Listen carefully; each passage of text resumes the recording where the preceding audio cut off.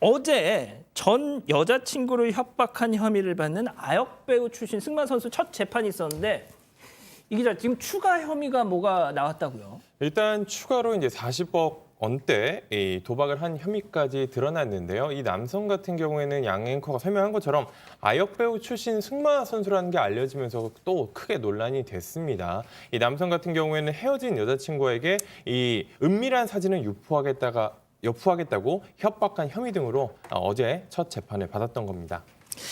자, 당시 이거 뭐 이 사람이 아예 저 선수 지금 뭐 뒤집어 쓰고 있는 저 사람 그 국가대표였잖아요. 승마. 네, 맞습니다. 이 과거 아역 배우로도 활동을 했다고 하는데요. 이 아시안 게임에서 3번이나 국가대표 승마 선수로 활동했고 현재는 이제 한 승마장에서 학생들을 가르쳤던 구속되기 전까지 가르쳤던 것으로 알려졌습니다.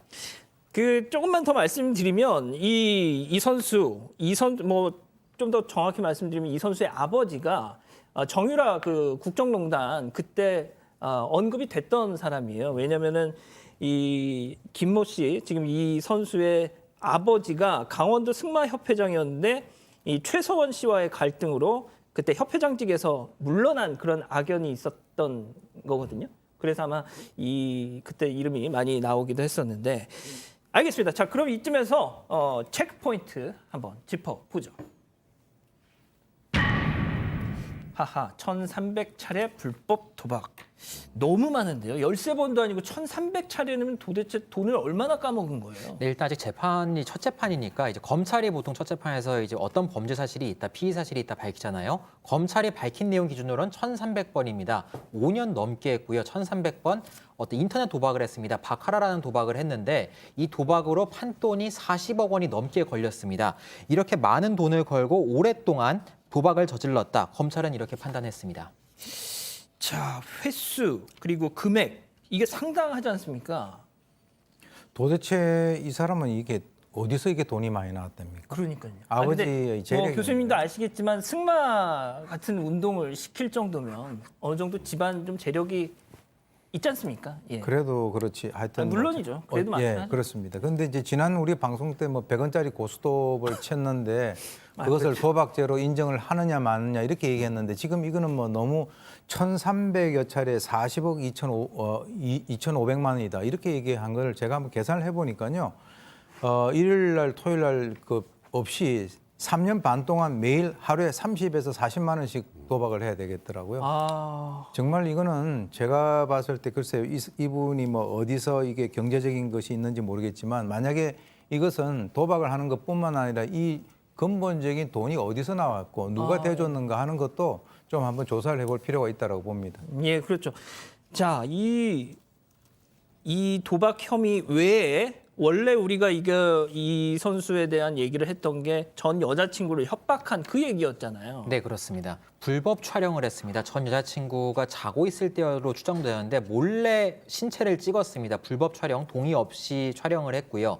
이 촬영물로 협박을 했는데 첫째 다시 만나달라는 것이었고 그 다음에는 아예 돈을 달라고 협박도 했습니다. 영상 하나당 1억 원을 달라 이런 취지의 협박인데 이렇게 협박을 하면서 계속해서 만나달라고 요구하거나 심지어 이제 소셜미디어 그러니까 메신저 대화를 통해서는 맛보기만 보여줬는데 도망이라도 나오는 게 좋을 거야 이런 식으로 집요하게 만나달라고 협박성 발언을 하기도 했고요. 그래서 심지어 여기에 대해서 말 구입비라든가 사료비 같은 명목으로 1억 원 넘게 돈을 빌렸다 이렇게 피해자는 또 호소하기도 했습니다.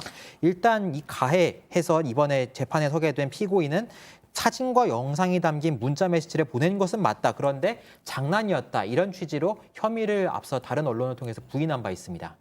아니, 세상에 수십억 도박할 돈은 있고 말 사료비 할 돈은 없어가지고 그걸 또 빌려가지고 했다는 거예요? 일단 상식적으로 앞뒤가 안 맞잖아요. 돈은 수십억 원의 도박에 다 쓰고 그러니까. 당장 말 구입비면 이제 승마할 때 필요한 돈인데 그 돈을 이렇게 빌렸다는 것은 납득이 가지 않는 대목인데 예. 협박이나 여러 가지가 걸려 있기 때문에 좀 정확한 판단이 필요할 것 같습니다. 자, 변호사님, 네. 어제 재판에선 또 뭐 일부 또 부인을 했네요. 그러니까 지금 객관적으로 드러난 사실에 대해서는 다 인정을 합니다. 그건 인정할 수밖에 없죠. 지금 저렇게 저희도 보고 있는데요. 지금 SNS 내용 같은 것들을. 그런데 내가 지금 뭐 너 죽고 나 죽자 이런 식으로 그렇게 내가 막 강하게 협박하려고 한 건 아니었고 아까 약간 장난이었다는 취지 얘기까지도 하지 않았습니까? 이게 사실 실제 협박이라면 훨씬 혐의가 중해지기 때문에 이거는 그냥 좀 뭐 소위 말해서 약간은 상대방에 대해서 장난을 친 것이다 이런 취지의 주장을 하는 것 같고요. 그러니까 재판부가 그럼 누가 더 무서운지 보자 이렇게 말한 건 사실이냐 그랬더니 변호인이 또 그건 맞다고 얘기를 합니다. 그래요? 그러니까 저 부분이 전체적으로 전부 다 협박은 아니고 예. 일부 정도 협박일지 모르겠지만 장난에서 여지가 좀 크다 이런 취지의 그냥 본인의 형량을 줄이기 위한 그런 주장을 이어가고 있는 게 아닌가 싶습니다. 자, 변호사님 그러면 일단 형량 좀 예상을 해보신다면 어때요? 사실 지금 최근에 아까 우리 문영욱에 관련된 재판 그 선고 형량도 좀 봤는데요. 최근에 이 디지털 성범죄 관련해서 굉장히 좀 재판부가 중하게 처벌하는 경향이 있고요. 또 40억 원대의 도박을 바카라 도박을 했다는 것도 상습 도박죄가 추가가 되거든요. 물론 도박죄가 형량이 아주 높진 않습니다만 뭐 지금 현재 구속돼 있는 것만 보더라도 이 승마 선수 이 남성 김 씨 뭐 그러니까 나중에 실형 통해서 법정 구속되는 거 법정 구속이 아니라 실형은 피할 수 없는 정도 그거는 뭐 명백해 보입니다. 그렇군요. 자, 지금 이메일 주소 좀 알려달라는 분들이 많으신데요. 지금 나왔네요. 왜냐면 참 사반@jtbc.co.kr이고요. 예, 지금 나오고 있습니다. 그리고 그 가방 제작비 아니고요. 제 사비로 보내드리는 겁니다. 이게 제일 중요한 거죠. 알겠습니다. 오늘 인물 여기까지고요.